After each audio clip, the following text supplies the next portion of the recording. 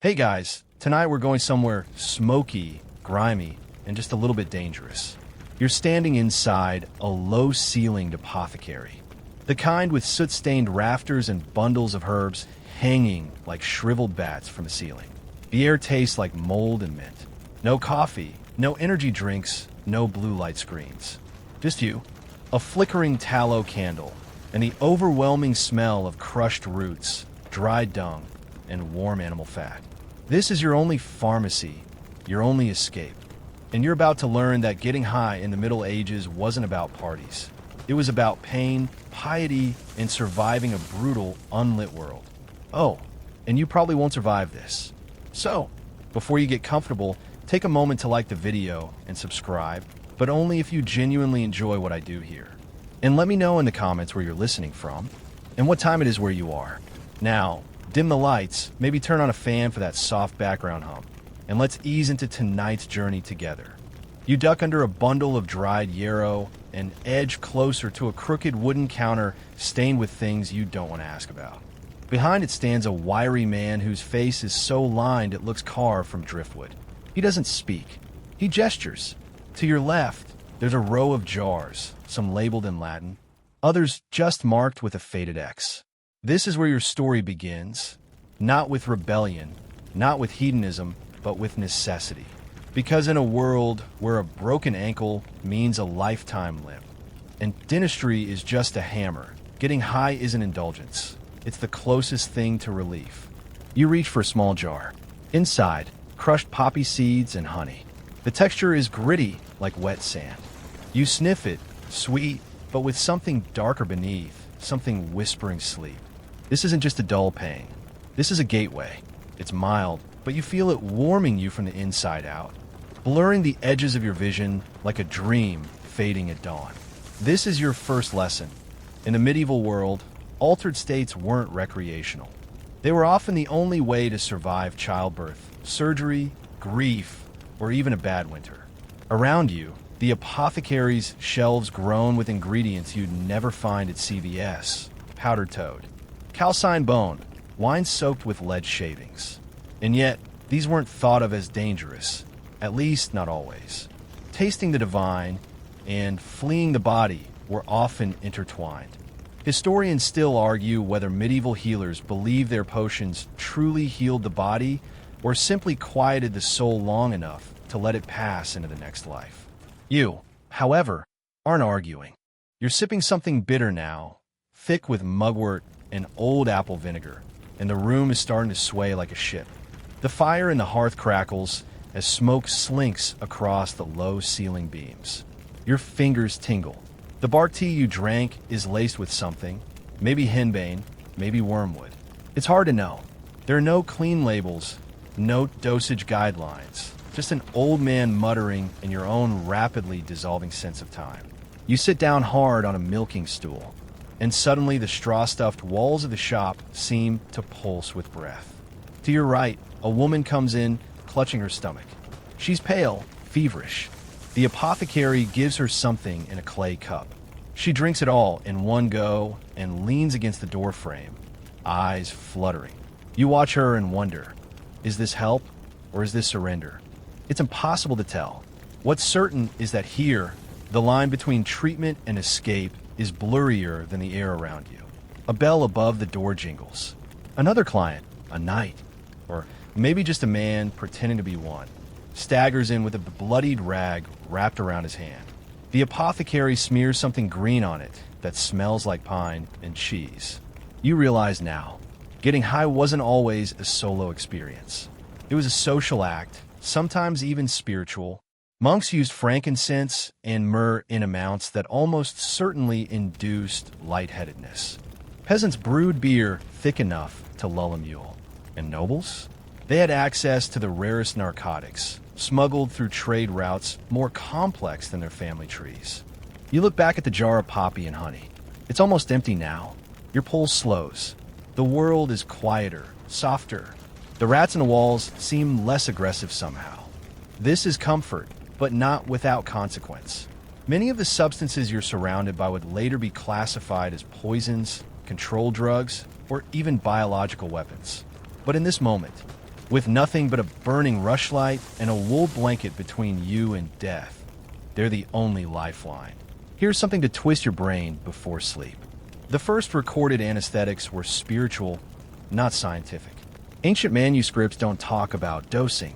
They talk about communing or stilling the flesh. And medieval healers? They inherited that language. They didn't always know how something worked. They just knew that it did. Maybe. Sometimes. Take that henbane again. It shows up in medical texts, but also in love potions. It numbs pain, but also causes hallucinations. The door creaks behind you, but the sound doesn't quite register. You're floating now, just a few inches above the floorboards, or maybe your feet are still planted and it's your head that's drifting somewhere toward the rafters. Either way, something is shifting. Time feels like syrup. You blink slowly and the world around you flickers like a candle in a draft. The tea you drank wasn't just bark and honey. It had henbane in it, Hyacinthus niger. If you want to sound impressive at medieval dinner parties, though you'd probably be too busy drooling into your trencher to care. You're not alone in this. In the Middle Ages, henbane was a star player in the medieval medicine cabinet and the medieval party scene. Sure, technically it was a poisonous herb, but so was half of what passed for treatment back then. And anyway, if it didn't kill you outright, it could take the edge off a brutal reality, or plunge you directly into a new one. You stumble a bit as the apothecary's floor tiles start to shimmer. The red ones look like lava. The blue ones ripple like water. You blink again. Now there are no tiles, just a forest floor beneath your boots, thick with moss and a smell like damp earth and burning sage. You've left the apothecary. At least, in your mind you have.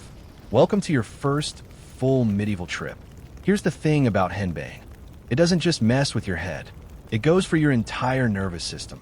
Dry mouth, dilated pupils, slowed heartbeat, auditory hallucinations. The works. Historians still argue whether the experience was sought out intentionally or whether peasants and healers simply underestimated the potency of what they were boiling up. But when it hits, it really hits. And right now, it's hitting you. A duck waddles past you and says, in a tone not unlike your old school teacher, "Should have chewed parsley first." You nod solemnly, because of course you should have. Everyone knows parsley counters henbane. Probably. Maybe. You make a mental note to look that up when you return to reality, if you return.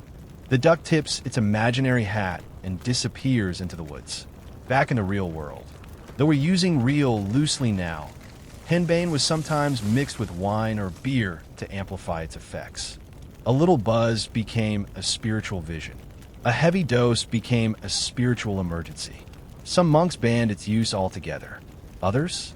Well, some evidence suggests that mystics and visionaries used it during extended fasts or night-long prayer vigils to, let's say, enhance the experience. In some cases, it led to ecstatic visions of saints or angels.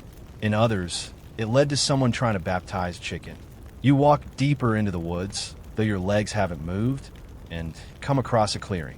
In the center is a small bonfire, burning with green-blue flames. Around it sit 3 people in robes, their faces blurred and flickering like candlelight behind stained glass. They gesture for you to sit. You do. One offers you a bowl of something steaming and fragrant. Mugwort and wine, you think, maybe with a pinch of belladonna or valerian. You drink. Because of course you do. You're too far in to say no now. The world folds in on itself. You're simultaneously sitting in the forest, lying in the apothecary, and floating somewhere above your own skull. Everything hums. The fire, the trees, even your breath. This is what they meant by second sight. It's not a vision you see with your eyes. It's something your body understands. You feel the presence of things not entirely here. Your grandmother's hand on your shoulder. The smell of your childhood blanket. The inexplicable certainty that bees can read your mind. And somewhere, off in a forgotten part of your brain, you remember reading that in the late Middle Ages, a Benedictine nun once claimed that God had spoken to her through the steam of a henbane tea. Some believe it was divine inspiration. Others say it was just very strong tea. Historians still debate that one. You ask one of the figures around the fire what time it is. He answers in birdsong. You nod again, wisely. Birds always knew more than they let on. Let's come back, just slightly, to the physical world because this wasn't all just cosmic hallucination. Henbane had practical uses too. It was used in early anesthetics, mixed with wine to dull pain before surgery or amputation. Sometimes it worked. Sometimes the patient just started singing and forgot they were bleeding. And in some cases, healers rubbed henbane oil on toothaches or boils. Just a little. Too much, and the skin went numb for hours. Too much more, and, well, you became the next case study in the monastery's We Tried ledger. Another fun fact. Shakespeare mentioned henbane in Hamlet. The poison Claudius pours in the king's ear is believed by some to be a henbane-based concoction. It paralyzes, disorients, and kills. Neat, right? Back in your vision, the forest has melted into a corridor of mirrors. Each mirror shows a different version of you. Some younger, some older, one dressed as a jester and licking a rock. You sigh. Typical side effect. You reach out to one mirror, and your hand passes through it like smoke. The corridor fades. You're back at the apothecary now, curled up under a threadbare wool blanket on a straw-stuffed cot in the corner. Your mouth is dry as ash. Your pulse is a slow drumbeat somewhere in your throat. The apothecary, wordless as ever, hands you a cup of water and a handful of roasted barley. You chew it slowly, letting the grounding texture pull you back into your body. He says, finally, next time, Les. You nod. But deep down you know there'll be a next time. Because for all the terror and strangeness, there was something, just a glimmer, of clarity in the chaos. Something that made the world's sharp edges soften, just for a little while. You swing your legs off the cot and sit upright. The next morning, you wake up with straw in your hair and a faint taste of something bitter at the back of your throat. The apothecary's cot creaks beneath you as you sit up, blinking through the dusty slant of morning light. Your mouth is parched, your muscles heavy, and you're still not entirely convinced the duck wasn't real. But today is no dream. Today, you're going outside, because there's something growing under the roots of a gallows tree, and it's calling your name. You gather your things, though in truth you only have a cloak that smells like wet goat and a belt pouch filled with herbs you can't name. The apothecary hands you a spade without a word. And you know where you're going. He doesn't stop you. No one does. After all, you're not the first to seek out the mandrake. The road is damp, a squelching ribbon of earth that winds through fields and hedgerows. Birds chatter above you like town gossips. Ahead lies the hanging tree. It's been used recently. You try not to look, but there, at the base of its gnarled roots, half buried in loam, is your quarry, a pale, knobby thing with two bulbous forks like a pair of legs. A mandrake root. Legend says it screams when you pull it. Not metaphorically, literally screams. Loud enough to kill. You kneel and wrap your spade around the root. Your heart thuds. You've heard the tales. People tied the plant to dogs and ran for cover. The dog pulls, the mandrake screams, the dog dies, and the plant is safe to harvest. You don't have a dog. Just your hands, your breath, and this irrational but persistent hope that maybe, just maybe, the stories are exaggerated. They're not. You dig carefully, loosening the dirt. The root twitches. No, you imagine that. Probably. Then, with a final yank, you free it from the soil, and the air splits. It's not a sound you hear so much as feel. A pressure in your chest, a vibration in your teeth. The mandrake wails, not with a mouth, but with memory. It keens like the dying, howls like childbirth, and laughs like something that shouldn't exist. You clutch your ears. The sky turns a sickly green. Then it's over. Silence. You sit back, breathless, the root in your hands. It looks vaguely human. 2 legs, a torso, even a little bump that could be a head. It smells of iron and dirt and something faintly medicinal.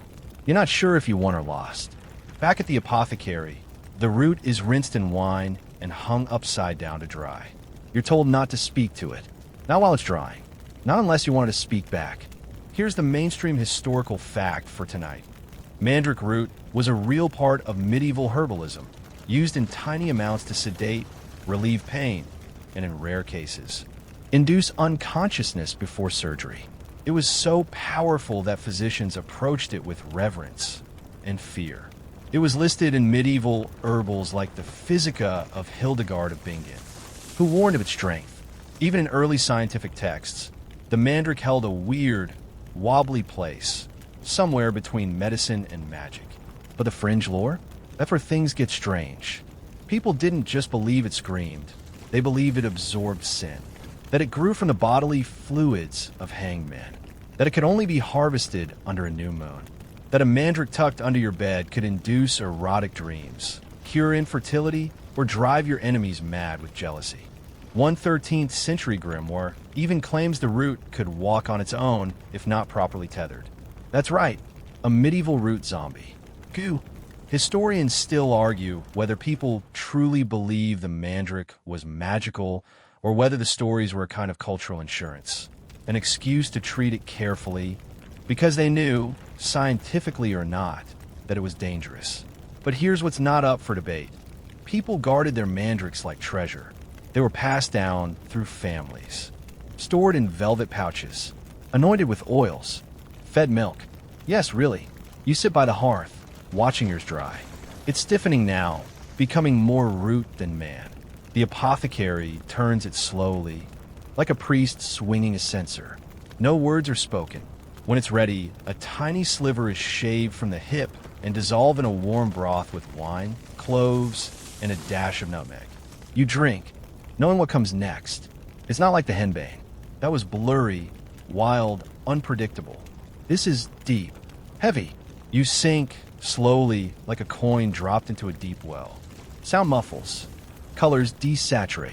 The world narrows to a pinpoint of golden light. You feel warm. No, hot. And then colder than you've ever been. And then the visions start. They're not grand. Not dragons or angels. Just small, disjointed memories. Your mother's hands threading nettles into a soup pot. The sound of a lute you've never heard. A market square where everyone is standing perfectly still. You realize these are not your memories. They belong to the root. It shows you glimpses of the people who touched it before you.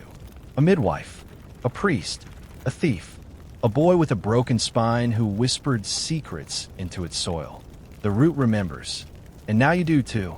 When you return to yourself, the apothecary is asleep. The fire is low. You're lying on the floor, wrapped in your own cloak, sweat drying on your neck. The mandrake is gone. Burned, you suspect. Its knowledge was temporary, and maybe that's for the best. You try to stand. Your legs wobble. The floor feels farther away. You leave the apothecary's hearth behind, though the scent of root and smoke lingers in your cloak. Outside, the wind tugs at the edges of your hood, and the dirt road curves toward the village. There's a manor house up the hill, behind a stone wall, and a gate that only swings open for those wearing silk. Tonight, you're not sneaking in. Tonight, you're invited. You reach the outer door as a servant opens it without making eye contact. Inside, the air is heavy with incense, wax, and perfume. Specifically, something floral, sickly sweet, and just a little wrong. It clings to your tongue like syrup and burns slightly at the back of your nose. You follow the scent, through carved doors and camellit corridors. You enter a chamber with velvet curtains and mirrors, rare, polished things the size of tombstones. In one, you glimpse your own reflection and barely recognize it. You look too tired, too old, and strangely aware. The mirrors are not just decoration. They are witnesses, and tonight, they're watching a transformation. On a cushioned bench near the fire sits a noble woman. Her pale hands folded over a glass bottle no bigger than a thimble. She dips a tiny stick into it, and with great care, applies a clear liquid to her eyes. Her eyelids flutter. Her pupils swell until her irises are nearly gone. She does not blink. You stare. She smiles. You've never seen belladonna used this way, have you? She asks, voice like silk wrapping a blade. You shake your head. She gestures for you to sit, and you do. Across from her is a table of small, carefully labeled vials. Some contain petals. Some have oils. One glows faintly under the firelight, like it remembers being lightning. She selects another glass tube and holds it up like a priest with a relic. This, she says, is for beauty and pain and quiet. She means a tropa belladonna, known more poetically as deadly nightshade. And yes, it's gorgeous. Glossy black berries like drops of ink, nestled among delicate purple flowers. It grows in hedgerows and shadowed gardens, in the margins of medieval texts where scribes warn, a little seduces, a little more kills.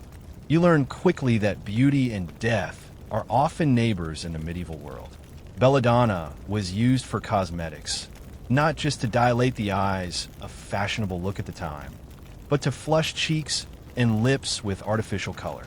And beneath its surface charm, it held power to dull pain, to induce sleep, to end pregnancies, and when overused, to end everything. The noblewoman lets you dip the brush and apply a drop to your own eye. At first it stings, then cools, then numbs, then spreads. The firelight bends at the edges of your vision. Depth perception begins to lie. The room feels bigger, or maybe your sense of self has shrunk. In that warped silence, she tells you a story. When I was 14, she says, my mother gave me a belladonna tonic before my wedding. It made the candles seem like stars and the priest like a ghost. I don't remember the vows. I only remember floating. She speaks without regret. In her world, a gentle drift into unreality was often the kindest option. Pain was unavoidable. Marriage, childbirth, infections, migraines, belladonna was the buffer between you and madness. You sip a thin cordial made from the root, diluted, thankfully, and your tongue goes slightly numb. Your hands feel too light. You blink more slowly. The mirrors seem to ripple. From the corner of your eye, you swear one moves. But it's not just the hallucinations creeping in. It's the history. You realize that women, especially noble women, had their own systems of medicine, beauty, and control. Belladonna wasn't just about looking attractive. It was armor, a way to calm nerves, induce passivity, or avoid vomiting during a long fast. Some historians argue that it was deliberately administered to girls before arranged marriages, so the night passed without protest. Others believe the blurred memory it induced was a form of mercy. You glance again at the mirror.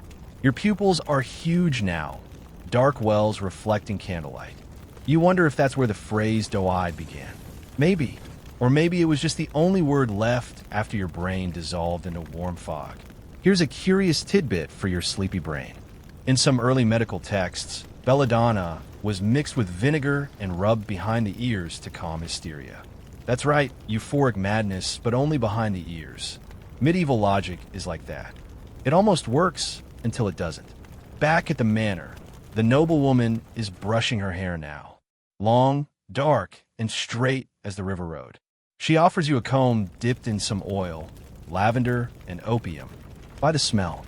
You use it because what else are you doing tonight, really? Time bends again. The candles seem to stretch taller. The fire hums in a language you can't quite translate. You think the curtains are whispering, but you're not alarmed.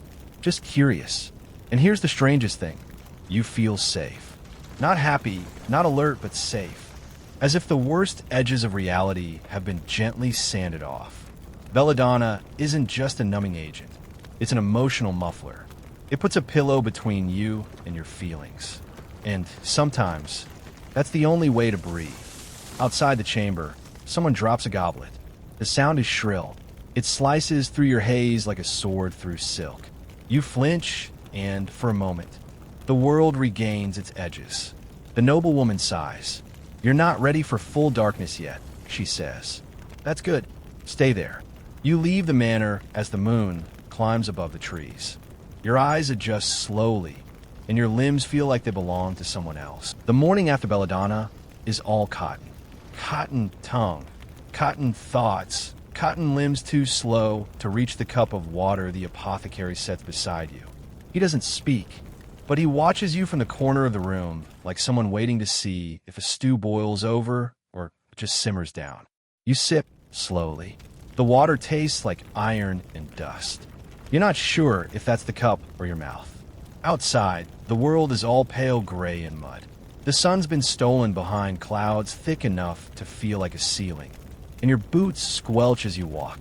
You follow the road away from the village this time, past the last crooked stone wall, over the weeping field, through a copse of ash trees, so twisted they seem to lean away from the path. Your destination is another hut, smaller than the apothecary's, half swallowed by vines. A wisp of smoke curls from a chimney that leans like it's tired. Inside, it's warm and pungent. A fire crackles beneath a blackened cauldron. Dried herbs hang from every inch of the rafters, crowding the air with lavender, rosemary, fennel, and something that makes your eyes sting faintly. In the far corner, hunched over a wooden bowl, is the woman you came to find. She doesn't turn when you enter, just stirs.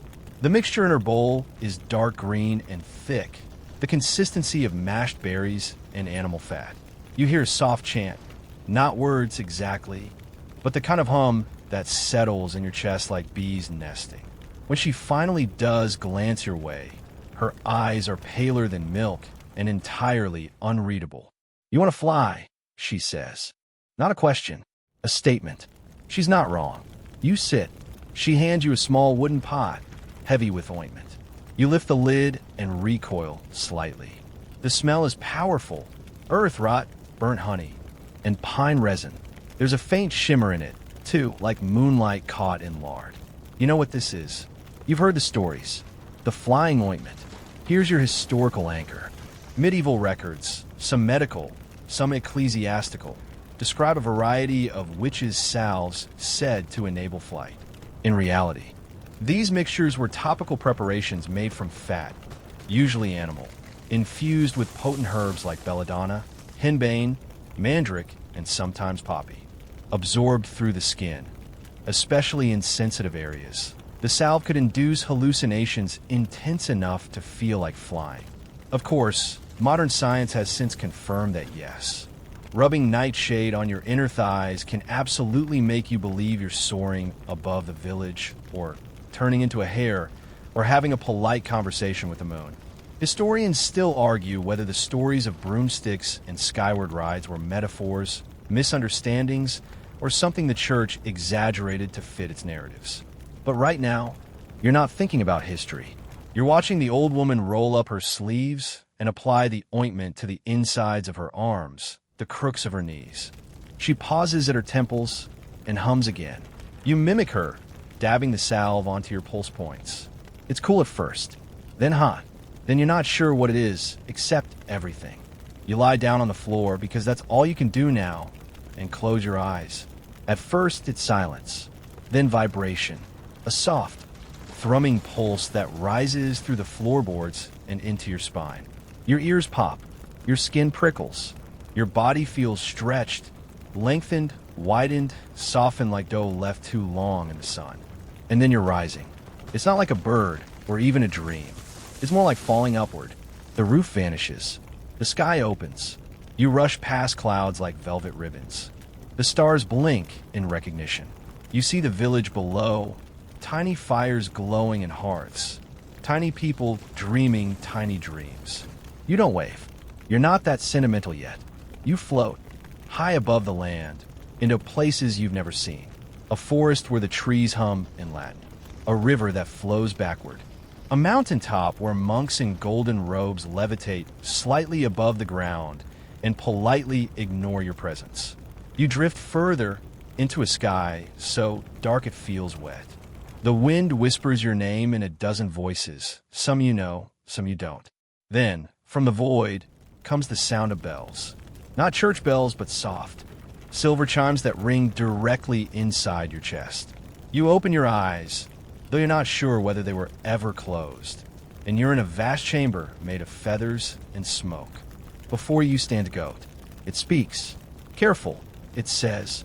Some flights don't land. You nod, because while talking goat, you're not scared. Not really. Just aware that the borders of the world have smudged. That everything you thought was fixed, gravity, time, the shape of your bones, is subject to negotiation. Back in the real world, or what passes for it, the cunning woman watches your body lie still on the floor. Your breathing is shallow. Your pulse slow. You're far away now, traveling on currents no one can chart. And yet, Even here in this hallucinated stratosphere, there are rules. The goat tells you that. There are places you shouldn't go, doors you shouldn't open. It warns you, gently, not to eat anything offered in the dream. Not unless you're ready to stay. Here's a quirky historical tidbit. Some medieval confessions from accused witches describe vivid visions of flying to sabbats, meeting strange creatures, and feasting on things that tasted like starlight or frost. Many of these accounts were extracted under torture, but some came freely, descriptions so detailed they read more like travel diaries than delusions. Scholars still debate how much was fantasy, how much was the road you return on isn't the one you left by. It twists in strange new ways, though you recognize the fields, the moss-covered stones, the bent old signpost pointing toward towns that may or may not still exist. You walk slowly, the residue of the flying ointment still humming behind your eyes. It's like a song you can't hear, but your bones remember the melody. The village reappears in the distance, humble and thatched, its rooftops clinging to the earth like they're afraid the sky might swallow them up. And maybe it would, if not for the cunning women like her. You're not heading back to the apothecary this time. Your feet turn toward the forest's edge, deeper, darker, to the place where the trees grow close and the light comes in slow. Here lives another woman, older than the last, or maybe just heavier with time. Her hut squats beneath a yew tree, half stone, half bark. Moss grows on the shingles. Something dead hangs from the eaves, maybe a rabbit, maybe not. This is the witch's house, though no one calls her that aloud. Out loud, she's a wise one, a healer, a granny. Quiet compliments for someone people fear just a little. You push open the creaking door, and the smell is instant and overwhelming. Pine resin, old blood, cloves, and something distinctly sulfurous. The air is thick with suspended particles, dried herbs ground fine, ash from the hearth, and maybe bits of batwing. You cough once, and the woman grins without looking up. She's hunched over a table, chopping something that looks like fennel, but probably isn't. You've been flying, she says. I can smell the sky on you. You nod. She waves a gnarled hand toward a stool. You sit. The wood is sticky. You don't ask why. She begins to speak, not at you, but around you, as if you're just another ghost in the room. People think we only use herbs to heal, she says, but most of what we do is distraction, redirection. If you can't cure the fever, confuse it. If the pain won't go, send the mind somewhere it can't follow. She gestures toward the shelves behind her. You turn to look. They're overflowing, jars, bones, bundles of dried roots, feathers, teeth. One jar holds what looks like dried eyes. You stop counting after 3. Here's your historical fact to ground things. So-called witches in the Middle Ages were often just women with deep knowledge of herbs, anatomy, and human behavior. Their methods weren't always gentle. They used what worked or what might work, or what scared the illness into leaving. They brewed teas from valerian, chewed willow bark for pain, tucked rue under pillows to prevent nightmares. But they also, when necessary, dispensed substances that blurred lines and softened truths. The woman turns back to her bowl. She's grinding something with a stone pestle, muttering a rhyme you don't recognize. She adds a spoonful of dark liquid. The mix sizzles slightly. A small puff of smoke rises, pink and oddly floral. Flying is just one trick, she says. Sometimes you need stillness instead, or forgetfulness, or fire. You ask her what's in the bowl. She smiles. Something for remembering what should be forgotten. She hands you a cloth bundle, damp, warm, heavy. You're not supposed to open it, just hold it close. You do. The warmth seeps into your skin. Your head fills with a humming, not a sound, but a pressure. You blink and the room shifts. You're not sitting in her hut anymore. You're on a road you don't know, beneath a sky you don't recognize. A child walks beside you. Their hand is in yours. You feel love and fear at once. You're someone else. A woman, older. A mother? You don't know. The scene flickers. A door slams. A scream. Fire. Then nothing. You're back in the hut. The cloth bundle is gone. Your lap is empty. Your hands tremble. The old woman doesn't explain. She never does. Here's your fringe fact. Some cunning folk believed memories could be stored in objects, bundles, knots, stones. They wrapped grief in string and buried it under trees. They whispered secrets into bottles and corked them shut forever. Sometimes they passed those objects on, not to curse, but to lighten their own load. You just held someone else's sorrow. Briefly, she brews tea for you. It's dark, bitter, and tastes like burnt mint. You drink it because she watches you while you do. Afterward, your breath slows. Your hands still. Your vision clears. Just a little. You'll need this, she says, handing you a small pouch. Inside are dried leaves, jimson weed, sage, and something that smells like the sea. For sleep, or sight, depending on the dose. Historians still debate how much knowledge these women truly had, versus how much was inherited by trial and error. But the records are clear on one thing. They knew what they were doing more than anyone wanted to admit. That's why they were feared. Not because they conjured demons, but because they could bring a man to tears with a root he didn't recognize. Because they healed when doctors failed. Because their magic worked, whether or not it made sense. As you stand to leave, the woman places a hand on your chest. Her palm is warm, her nails sharp. Whatever you saw, she says, let it stay seen. Don't shove it down. You nod. Again, you're doing a lot of nodding lately. Understanding without fully understanding. The walk back to the village is shorter this time. Or maybe you just don't notice the trees. You're thinking about bundles. About smoke. About roots that store more than nutrients. About the way grief has weight even when you can't name its source.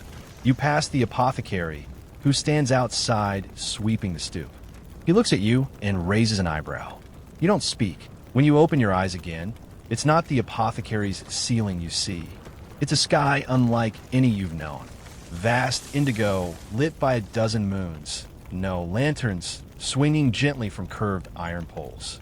You're lying on a woven mat beneath a canopy of silk. The air is dry and fragrant, laced with spices you can't quite name. Maybe cardamom, maybe clove. Definitely something that once belonged to a tree and now smells like heaven. You're not in the forest anymore. Not even in Europe. This is somewhere older. Somewhere softer. You sit up slowly, and the mat beneath you crackles with grains of sand. A man sits nearby, cross-legged, surrounded by books and cushions. He smiles without looking up from the curved dagger he's polishing, as though he's been expecting you for hours. His robes are the color of cinnamon and moonlight, and his turban is wrapped with careless elegance. You're just in time, he says. The hashish is ready. You don't ask how you got here. You stopped asking that.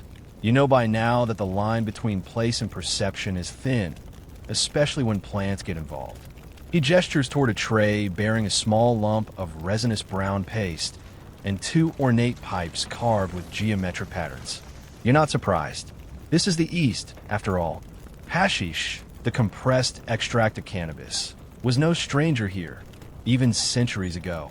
In medieval Persia, in the courts of poets and mystics, it wasn't just accepted. It was revered. You sit cross-legged, as gracefully as you can manage, and take the offered pipe. The smoke is thick and sweet, like honey stirred with wood smoke. It clings to your throat, but doesn't choke. Your lungs expand slowly, and the air tastes green and ancient. Almost instantly, the ground beneath you begins to hum. Not move exactly, but vibrate with some invisible rhythm. Here's a grounded historical truth to pin all this on. Cannabis was used widely across the Islamic world as early as the 9th century, especially among Sufi mystics. While alcohol was forbidden, hashish offered an alternative path to spiritual ecstasy. It wasn't for the party crowd. It was for the seekers, for those who stared too long at the stars and wanted them to blink back. The man beside you begins to recite poetry. The words are unfamiliar, but the cadence is slow and musical. You feel the meaning in your bones. Something about rivers and silence. About the moon being a mirror. Your head grows heavy, but pleasantly so, like someone has placed a silk pillow inside your skull. The world shifts. The canopy above you unfurls like the night sky itself, and constellations form and dissolve in seconds. Each breath you take tastes like memory. You remember things that never happened. A conversation with a rose, the laughter of a well, a dream you once gave up on, but that now sits beside you, smiling. The man pours tea, fragrant, floral, and hot enough to burn. You sip. It cools you from the inside out. He tells you of the calendars, the wandering dervishes who took hashish not to escape the world, but to pierce it, to see through its veil and glimpse the divine.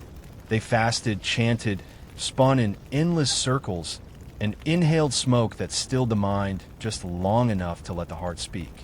Historians still debate whether these practices were widespread or limited to pockets of mystics. Some scholars argue hashish was condemned by Orthodox Islamic authorities as disruptive and profane. Others suggest its role in spiritual practice was deeper, more respected, more carefully ritualized than outsiders assumed. But regardless of legality, the poetry it inspired endured.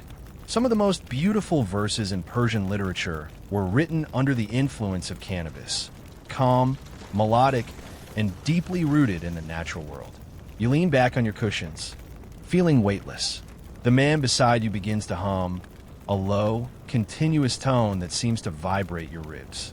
Around you, other figures gather, men and women draped in linen and gold, in faded blue and desert red. They chant softly in time with the hum. You're not part of a ritual exactly, but you're inside something sacred, something slow, something deliberate. You lie down and stare upward. The stars swim. You understand, suddenly, what the mystics meant when they said the world was illusion. Not because it isn't real, but because it's not permanent. And permanence, you now realize, was never the point. Here's something delightfully odd. In some early Arabic texts, cannabis was said to awaken the shadow thoughts. Those ideas that lurk just beneath our waking mind. Not demons necessarily, just the bits of you that don't speak during daylight. The parts that write poetry, fall in love with rivers, and cry over the shape of clouds. You feel those shadows stirring now. You don't fear them. You recognize them. The man off. You wake not with a jolt, but with a sigh. The kind of slow, stretching breath that feels like silk pulling away from your chest. The apothecary's fire has gone out, and the sky beyond the shutters is painted with that soft grayish gold that only happens when the sun isn't fully committed yet. You sit up slowly, half expecting the world to blur or ripple again. But this morning, the walls stay put. No flying, no hallucinations. Just the ache of your limbs and a faint sweetness still clinging to your tongue. Like dreams that overstayed their welcome. But today, you're not looking for flight. Today, you're going somewhere far more grounded. You rinse your face in a wooden basin by the door and step outside, following the faint trail of smoke drifting from the chapel on the hill. It's a short walk, but steep. The chapel itself is small, more stone than sanctuary, weathered and simple, with a bell that barely rings and a door that groans when pushed. Inside, it's dim. The only light comes from the stained glass, thick and uneven, casting fractured beams of red and blue across the stone floor. You step inside and are immediately hit with it. The scent. Heavy, sweet, dry and cloying and strangely calming. Frankincense, myrrh, benzoin, sandalwood. The smoke rolls gently through the air, moving like a tide. You walk into it, and the outside world slips away. Here's a mainstream historical fact to ground you again. Frankincense and other incense resins were central to religious practice in the medieval Christian world, and not just for symbolism. When burned in large quantities in small chapels, the smoke became thick enough to induce altered states. It dulled the senses, slowed the breath, softened sound. The monks knew it. The priests knew it. Even the congregants, huddled shoulder to shoulder, breathing it in for hours, felt it, though they may not have known what to call it. You sit on a stone bench at the side of the chapel, as a pair of monks begin to chant. Their voices echo in the chamber, low, rhythmic, not so much words as vibration. You feel it in your chest more than your ears. The incense smoke is everywhere now, drifting like lace across your vision. Your eyelids grow heavy. You're not asleep, but not entirely awake either. This is no high, not in the way henbane or mandrake would hit you. This is softer, a slow descent into peace. The world dims at the edges. Time slows. There's a reason the church loved incense. It wasn't just tradition. It worked. It created atmosphere, awe, quiet. In an age when medicine was mostly guesswork and suffering was the daily soundtrack of life, a good whiff of frankincense was as close to calm as many people got. Some monks even claimed it helped them hear God more clearly. Whether that's theology or chemistry is still debated. You shift slightly on the bench, and the stone beneath you feels warm, though no sunlight reaches it. The chanting continues. Somewhere in the haze, a bell rings, not sharply, but like a memory of a bell. You exhale, and the air feels heavier than before. Richer. Here's the fringe detail. Some religious orders used incense in such heavy doses that it affected memory, attention, even balance. There are records, quiet ones, of monks collapsing mid-service, not from piety, but from sensory overload. And it wasn't always an accident. In some places, incense was intentionally used during confession or exorcism. It was believed to disorient the senses, making the spirit more vulnerable, more open, more malleable. You sit quietly, eyes half-lidded, and the stained glass windows begin to dance. The red swirls like flame. The blue deepens into ocean. The figures, saints and angels, shift subtly, turning their faces toward you. You're not alarmed. It feels right, like the walls of the chapel are alive and gently breathing. You've inhaled enough now that you begin to understand what it means to drift without moving. You don't fly, you float, within your own skull. The Latin chants curl around your ribs and settle in your stomach. You're being rewired, not from without, but within. The monk nearest to you raises a golden censer. It swings like a pendulum, releasing another thick plume of smoke. You close your eyes, and in that darkness you see, not with your eyes, those are long gone, but with some deeper organ, some forgotten sense. You see a field, wide and empty, but the sky is filled with lights. You see hands, your hands, grasping at something that is both a flower and a flame. You hear a voice you don't recognize whisper a single word. Stay. Stay where? Stay in the vision? Stay in the chapel? Stay alive? You don't know. You can't ask. The smoke thickens, and the room begins to sound like the inside of a shell. All curved echoes and distant breath. Someone opens a door. Cold air rushes in. You blink. Back. The monks are still The chapel smoke still clings faintly to your cloak as you walk into the village square. But today, you're not drifting or seeing saints in the rafters. Today, you're after something simpler, more grounded, though no less intoxicating in its own way. You follow your nose toward the raucous heartbeat of medieval daily life, the tavern. It's barely noon, but the place is already humming. A dog barks under a table. Someone is laughing too loud, and the smell, yeast, sweat, burning meat, is potent enough to hit you before you touch the door.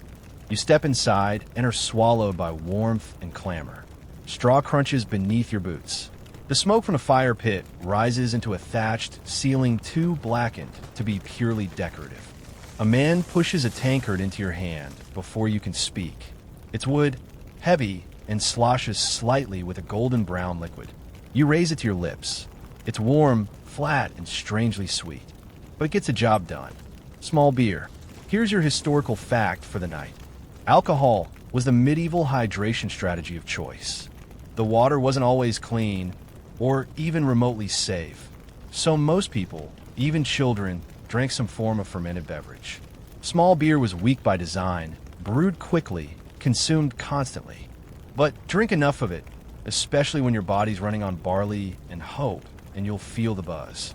Eventually, you find a seat at a splintering table already populated with a few locals. They nod at you, the way people do when everyone is pretending not to be tipsy yet. You nod back, pretending the same. In the corner, a fiddler tunes a stringless instrument. A woman sings a tune that may or may not have lyrics. The tavern pulses, the walls flex with laughter and foot stomping. This is not transcendence. This is escape. Warm, loud, sticky escape. Someone slams down a second tankard in front of you. This one's darker, heavier. Mead, honey wine, thick as regret and just as sweet. You take a sip, then another. Now you're floating, but in a different way. Softer, slower, like drifting down a river made of wool and noise. Another round is poured, this time something harsher. You ask what it is and receive only a shrug and the word brew. That's the problem and the pleasure. Medieval alcohol wasn't regulated at all.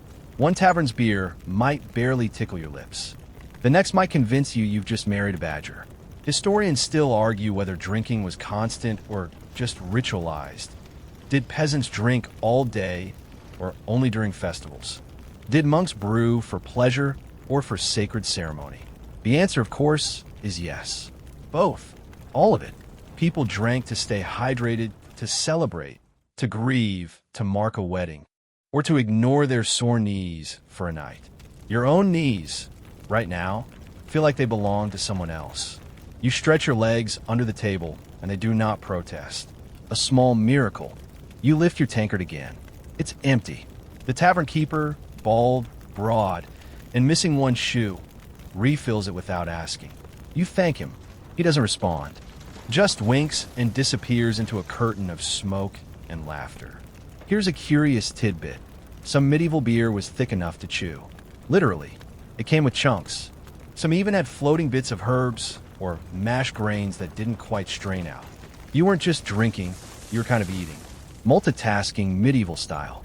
The room begins to tilt slightly, not in a dangerous way, more like a ship gently bobbing in calm water. You lean back and watch the ceiling spin a little. The woman's singing has turned to humming now. The fiddler still hasn't found his strings. You laugh, softly, and someone across the table laughs too. At you or with you, it's impossible to tell. For a moment, everyone is smiling. The same crooked-toothed grin, the same heavy eyelids, the same flushed cheeks. You're all drunk, and that's okay. You notice a boy no older than 10 sipping something from a wooden mug. You raise an eyebrow, but no one else reacts. You remember, this is normal. Children drank small beer daily. It was safer than the well water. Besides, the alcohol content was low. Probably. You feel your heartbeat in your fingertips. You wake with your cheeks stuck to the table and your tongue feeling like it's been rolled in ash and regret. The tavern is quiet now. A few embers still glow on the hearth. And someone is snoring softly from beneath a bench. You peel yourself off the wood and blink slowly into the half-light of early dawn. Your breath is thick with stale mead and whatever else was in those wooden mugs. You vaguely remember the goat-dancing bride story, but the rest is a blur. Your limbs ache in that pleasant way that says, you survive, but don't push your luck. Outside, the village is still sleeping. The air is crisp. A low fog curls through the alleyways like lazy smoke. You walk, slowly, letting the cool air bite your skin and burn off whatever lingering ghost the drink left behind. But this morning's journey doesn't end at the apothecary or the chapel or the edge of a mystic forest. Today, you're headed to the mill. Not for grain, not for gossip, but for bread. Or rather, he greets you with a grunt and gestures toward a wooden table piled high with crusty loaves and bags of flour. Everything smells like yeast and warmth. And for a moment, it's comforting familiar. Until he tears open one of the bags and you see the truth. The flour isn't clean. It's speckled. Tiny black dots cling to the edges of the grind. You pick up a pinch, rub it between your fingers, and feel something waxy, almost oily. You sniff. It smells off, faintly sweet, slightly metallic. The miller nods solemnly. Ergot, he says, welcome to the bread curse. Here's your historical anchor. Ergot is a fungus that grows on rye grain, especially in damp, poorly stored conditions. When ground into flour and baked into bread, it becomes invisible, but not harmless.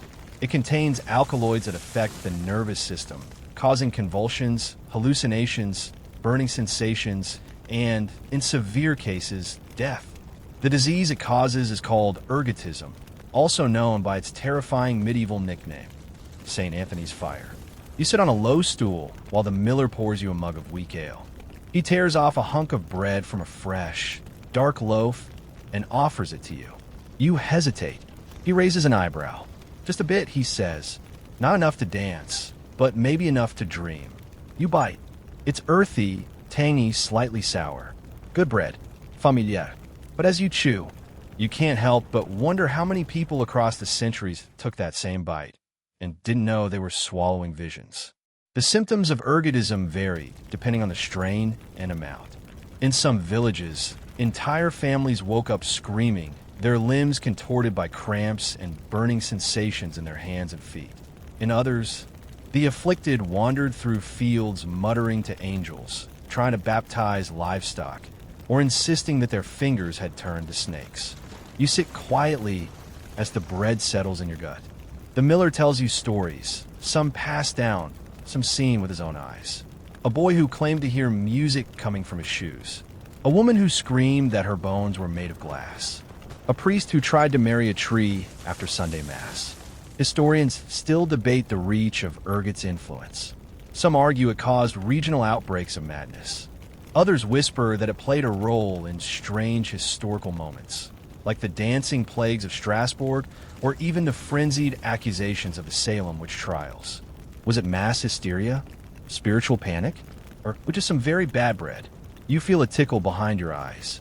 Not pain exactly, more like light.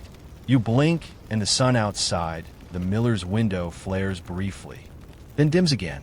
The bread is working its way through you.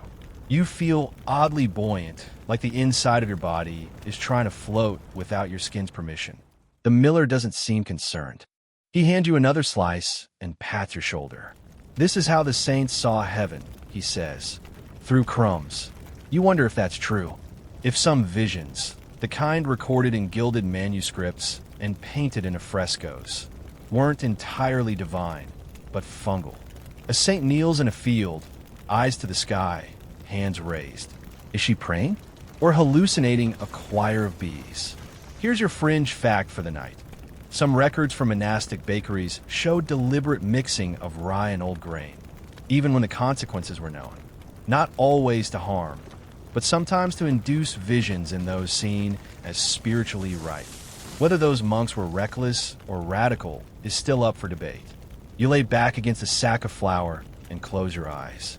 Behind your lids, colors swirl, not like the vivid flights of henbane or the poetic spirals of hashish.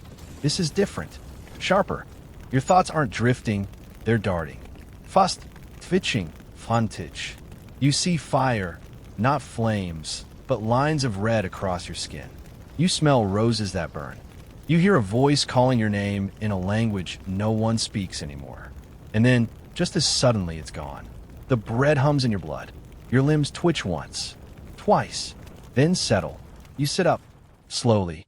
The miller watches you, one eyebrow raised, as though measuring your reaction. Not bad, he says. Could have been worse. You didn't try to bless the oven. You manage a laugh. You wake with a headache that doesn't belong to any drink. It sits behind your eyes like a sour little god, pulsing in time with your heartbeat. Your mouth tastes like grain and metal. Your stomach uncertain. The morning light feels too loud. You sit up slowly, waiting to make sure the floor isn't going to tilt or burst into flame. So far, so good. But even as the fog lifts, your mind still clings to what you saw.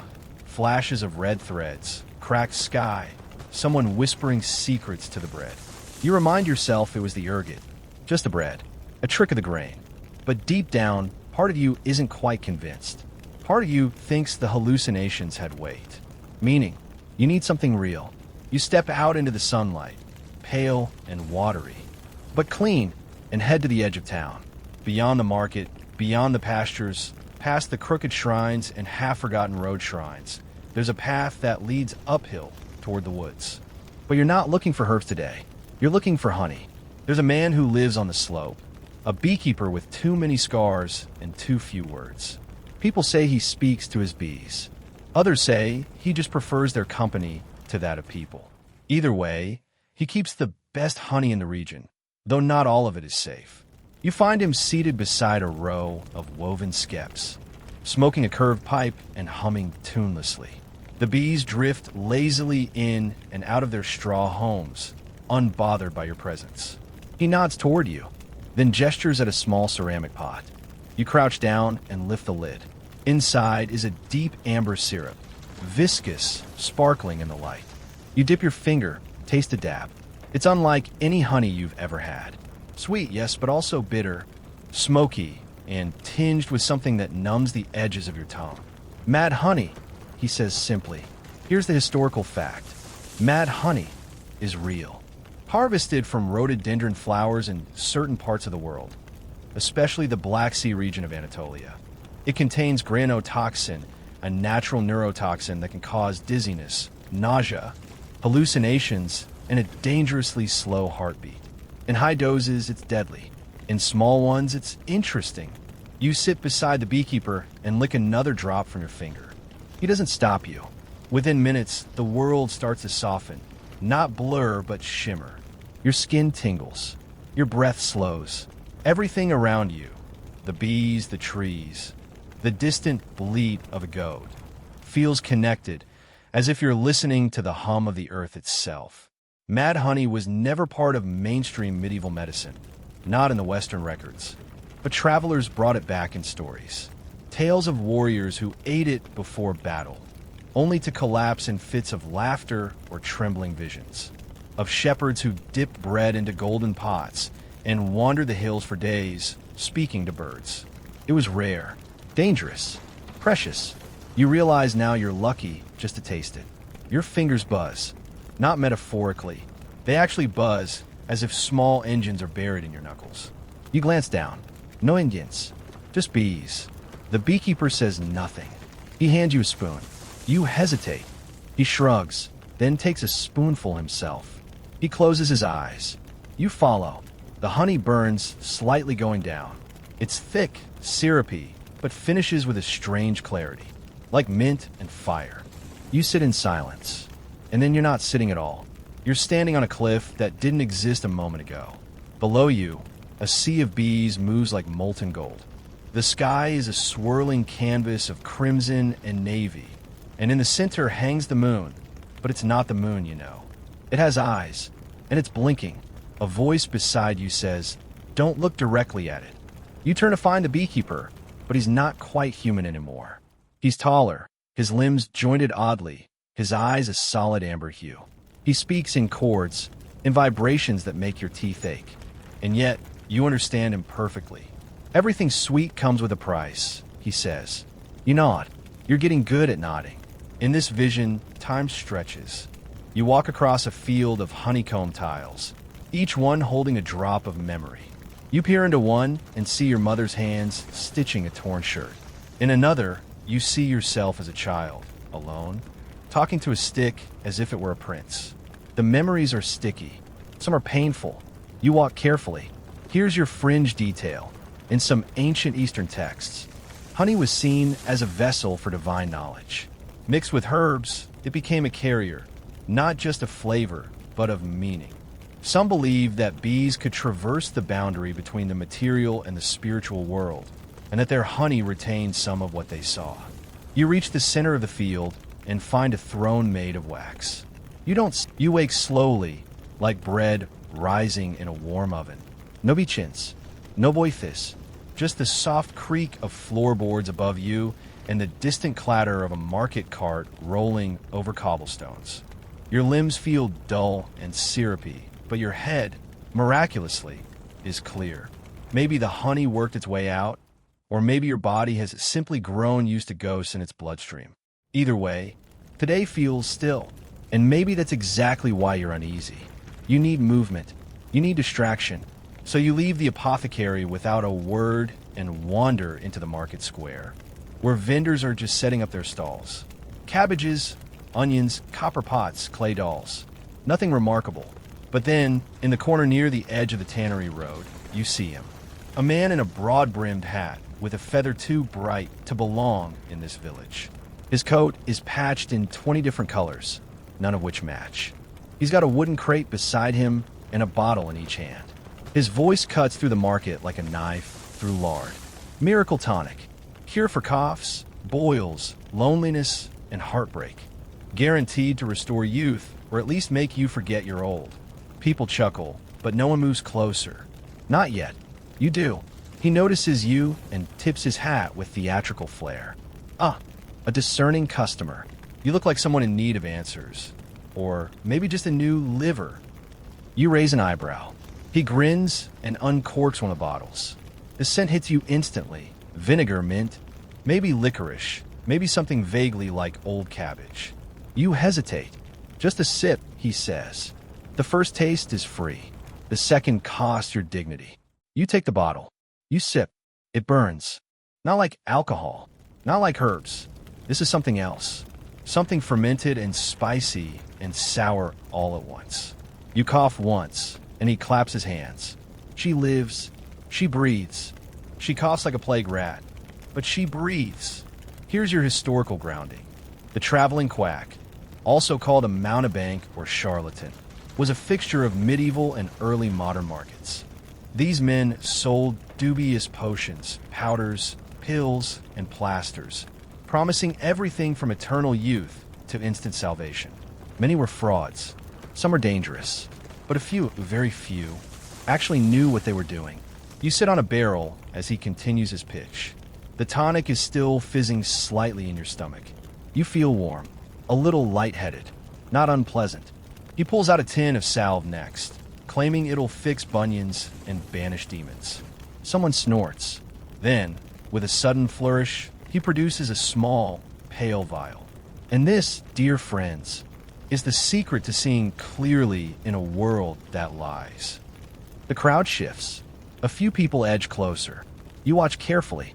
He opens the vial and lets a single drop fall onto his tongue. He closes his eyes.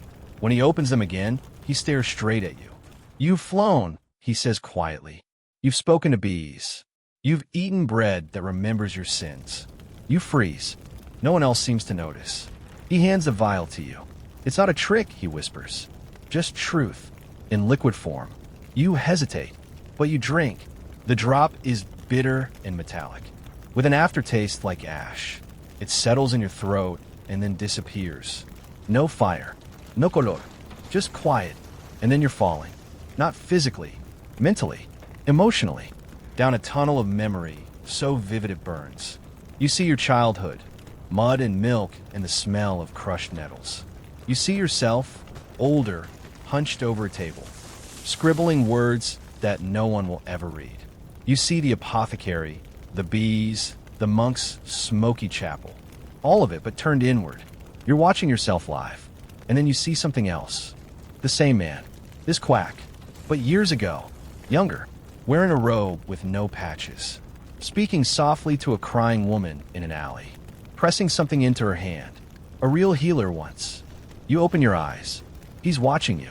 Not all lies are cruel, he says. Some are just easier to sell. You nod. He stands. Time to move on, he says. This town is too sober. He begins packing up. You ask what was in the vial. He pauses. A little poppy, a little myrrh, a drop of vinegar, and memory. He tips his hat one last time, then vanishes into the road dust, leaving nothing but the faint smell of something bitter and something sweet. Here's your fringe detail.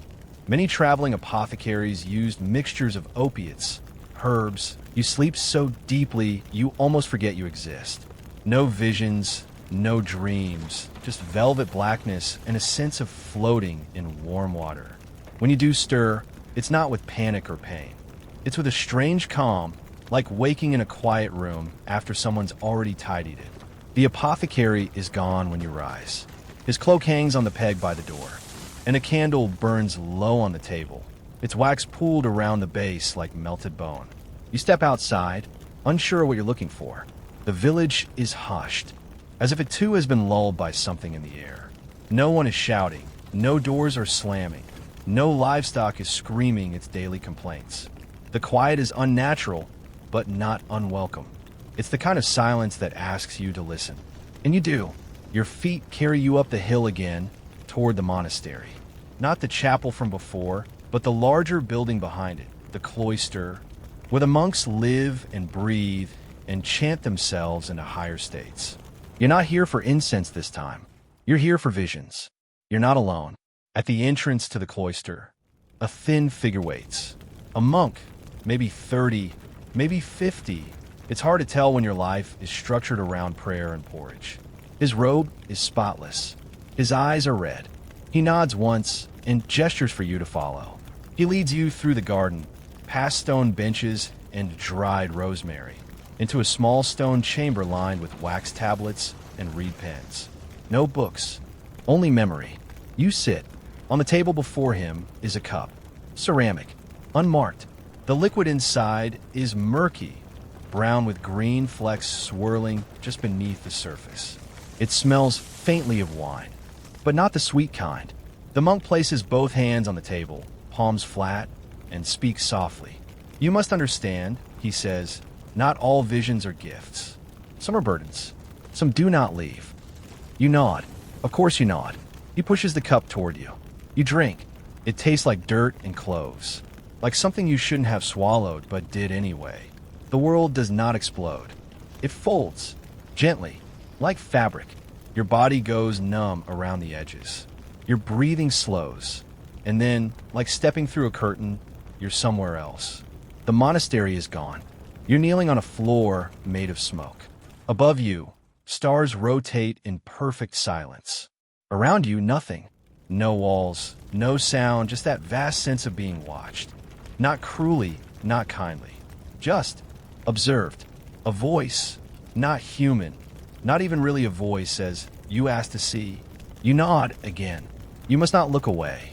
Here's your historical touchstone. In the Middle Ages, visions were taken very seriously. To see God, or an angel, or even a devil, could elevate you to sainthood or land you in prison. Accounts were written, analyzed, and debated for decades. Were they divine revelations or symptoms of madness? Historians still argue. Some visions changed the course of entire kingdoms. Others were buried in shame. In your vision, you see a figure in white. They approach you with no footsteps. Their face is blank, not absent, just undefined. They reach out and touch your forehead. Cold, electric. Images burst behind your eyes. Wars, fires, babies crying, wheat fields rippling, blood dripping from a chalice. You see a woman smiling as her village burns. You see a man praying as his body decays. You see yourself. You understand none of it, but you feel everything. Back in the room, your body trembles. The monk watches silently. He does not move. He does not interrupt. You see the walls of the vision begin to flicker. Shapes emerge. A library without books. A ladder with no rungs. A door cracked open. That leads to another version of yourself. This one weeping, this one laughing, this one sleeping inside someone else's dream. Then the voice returns. You may go now. You fall backward. Your body catches you. You're back in the chamber. The monk is kneeling now, head bowed. You don't speak for a long time. Eventually, he says, "Most who drink do not return the same." You look at your hands. They seem unfamiliar, slightly wrong. You feel expanded, like something else is now living in the corners of your vision, waiting for you to blink. You manage a question. What was in it? He smiles faintly. Wormwood, poppy, feverfew, a sliver of bone from someone who dreamed too loudly. You should be disturbed, but you're not. Not really. Because here's the thing. Visions weren't always sought. Sometimes they arrived uninvited. But when they did, people listened. Villagers traveled miles to hear the dream of a nun. Kings consulted visionaries before battles. And when someone claimed to have seen God, the church would send not comfort, but scribes. You walk back down the hill in silence. The village is noisier now. Carts rolling. You don't wake up. You return. That's what it feels like now. Waking suggests rest, recovery, a soft unzipping of sleep's cocoon. This is different.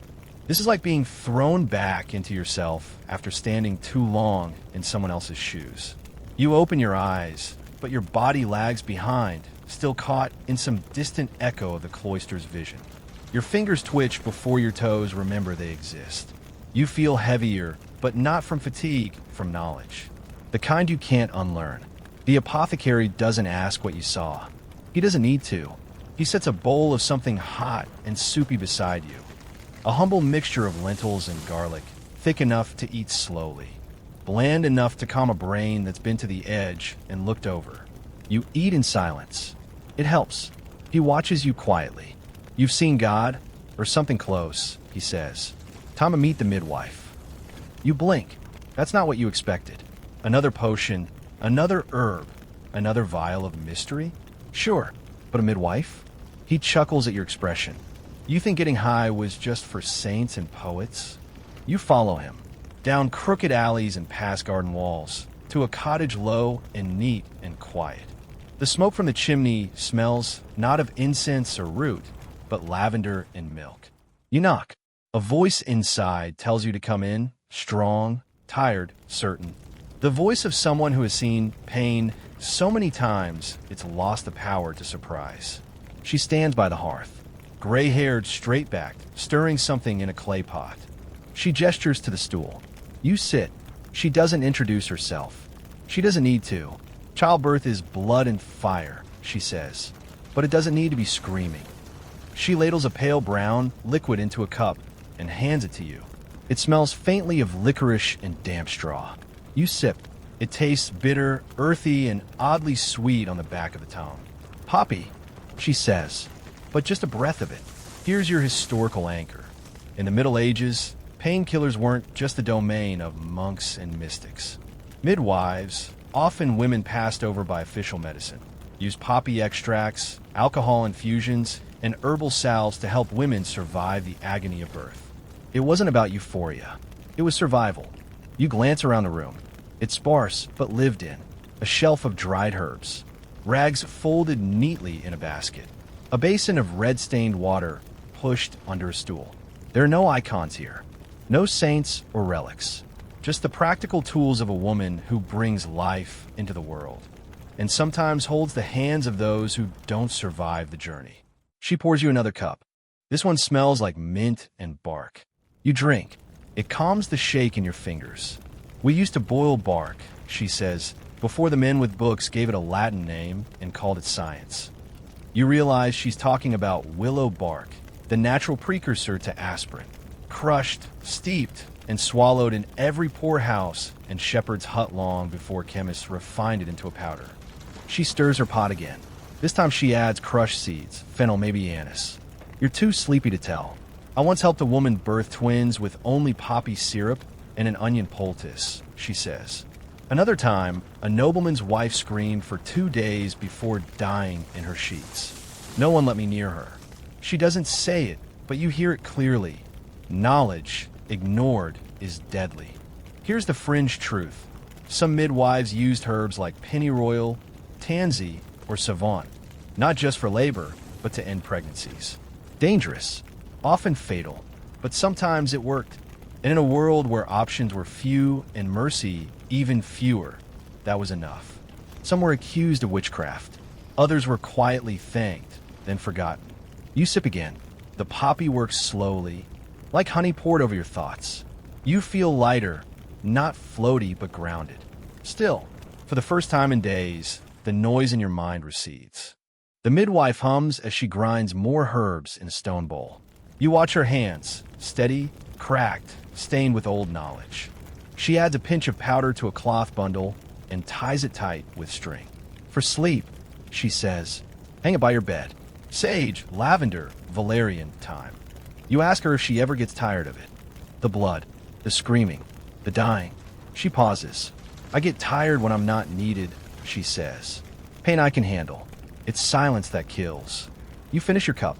She gives you a jar, poppy sap boiled in wine and honey. A tiny spoon inside. Only when the pain won't let go, she warns. It'll loosen your thoughts, but take too much and you won't find them again. You leave the cottage feeling soft, wrapped, not like after belladonna or henbane. This is gentler, less flashy, more real. Back at the apothecary, you hold the jar in your hands. He nods, approving. Real healing, he says, smells like feet and screams like a mother. He's not wrong. You lie down in your cot, the sachet of herbs tied above your head. You breathe in, lavender and thyme, poppy and mint, the smells of labor, pain, and endurance. The smells of women who were never recorded in books, but whose hands shaped generations. Historians still argue whether these midwives. The morning comes gently. No pounding temples, no rattling breath, no dreams clawing their way through the fog. Just sunlight, pale and buttery, slipping through the shutters and landing on your face like a quiet apology. You lie still for a moment, your body warm beneath a coarse wool blanket, your mouth tasting faintly of mint and honey poppy.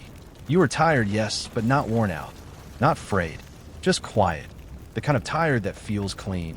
You rise slowly and gather your things, your cloak, your shoes, the pouch of herbs the midwife gave you, now slightly crumpled for where you slept on it. The apothecary nods to you from his chair, already awake, already slicing dried root into a pot. He doesn't say goodbye, just lifts his chin as if to say you're not finished, but you've come far. You walk through the village one last time. The sky is clear, the cobblestones dry. The baker is setting out loaves. The children are chasing each other between carts. The air smells like wood smoke and wet wool, with just a hint of dung. It's not glamorous, but it's real, grounded. After everything, after henbane and hashish and holy smoke and bread that makes you dance, you find yourself craving the ordinary.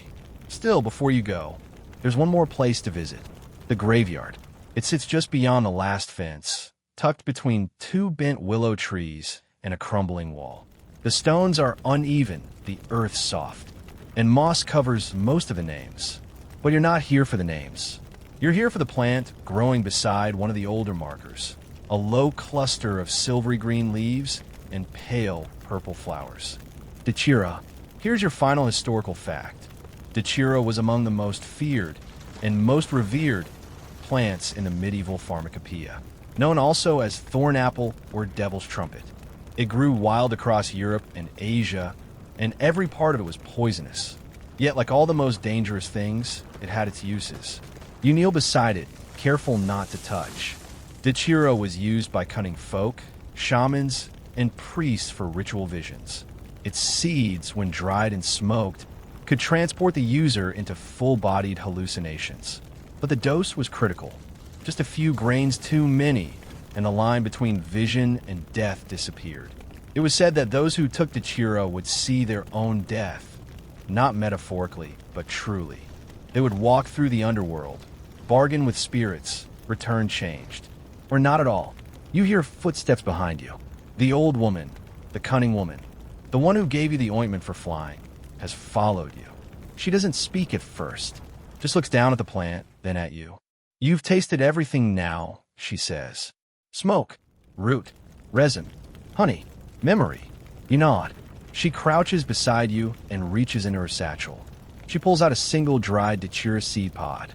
It rattles softly when she hands it to you. You don't open it. You just hold it in your palm. It's not for tonight, she says. Not unless you're done with coming back. You look at her surprised. She shrugs. Every healer has to decide when enough is enough. When the vision is worth more than the waking. You tuck the pod into your pouch between the herbs and the tiny spoon from midwife. And then you walk. Not back to the apothecary. Not to the monastery. You walk out of the village, past the last row of huts, past the edge of the fields, into the open land where the path is your own. You don't know where you're going, but you know that you're different now. Because here's what no one tells you about getting high in the Middle Ages. It wasn't about escape. Not really. It wasn't rebellion or indulgence or even pleasure. Not in the way we think of it now. It was survival. It was coping. It was spiritual, political, practical, sacred, desperate. It was a way of gripping the world more tightly or letting go of it for just a few hours so it wouldn't crush you. You remember the taste of henbane, sharp and smoky. The way your breath disappeared in a chapel full of frankincense. The stickiness of mad honey on your fingers. The visions that came not with fireworks, but with stillness. You remember, too, the hands, so many hands. The apothecary's quiet precision. The monk's steady ritual. The midwife's tired grace. The liar with the bottle full of memory. The woman who flew without leaving the floor. And you realize none of them were offering escape. They were offering understanding. A different kind. A deeper kind. The kind that doesn't whisper, "Forget this world," but instead says, "Look again." You walk until the sun is high above you, until the ache in your legs feels good. You pass a stream, cold and clear, and drink from it with your hands. No tonic, no elixir, just water. It tastes miraculous.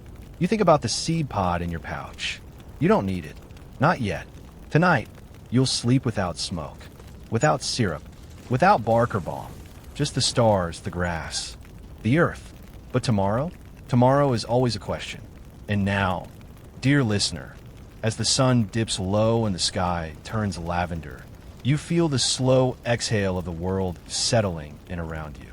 The air grows cooler, softer, like a wool blanket drawn over your thoughts. You've traveled through a strange land tonight. Smoke, root, fungus, syrup, and seed. Each step heavier than the last. Each substance a doorway into minds and bodies long gone, but still so achingly familiar. Let your breath slow now. Let your body soften. You've seen the sacred and the silly, the dangerous and the divine. You've walked among